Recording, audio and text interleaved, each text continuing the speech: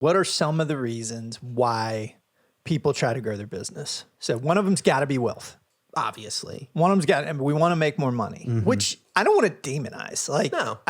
I don't think if, you're making $1 and somebody walks up and says, you want to make $5, that you're not intrigued. The other one I can think of here is, it's just what businesses are supposed to do.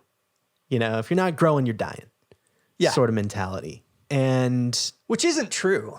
no, it's really some not. companies are really holding the line and are very good at what they do right where they're at. And they're thriving. The other one that I think of, just because it's fun. I'm doing it just because it's kind of a competition with myself. It's almost like running.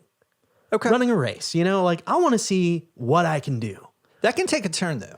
Exactly. And that's kind of my point, is that quickly turns into the wealth thing, or some of the other stuff too, is that it turns into some other things. Really The chest quickly. beating, look at what I built. We're building our kingdom so that everybody can look at it and we can be the biggest, baddest, best. Right. There's always somebody with more money. Yep. There's always somebody with a larger company. There's always somebody you could look over the fence at and say, they're more successful than I am. I have to go get that. Yeah. I'm not as good.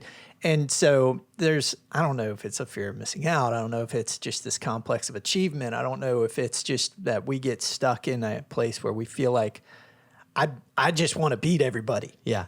Which I'm not even mad at competition. I'm just saying some of these reasons have a dark side. Mm-hmm. And we need to recognize that dark side. And I think that before you fall into this growth trap, you need to stop and evaluate and ask yourself the question, why? Yeah. Why am I doing what I'm doing?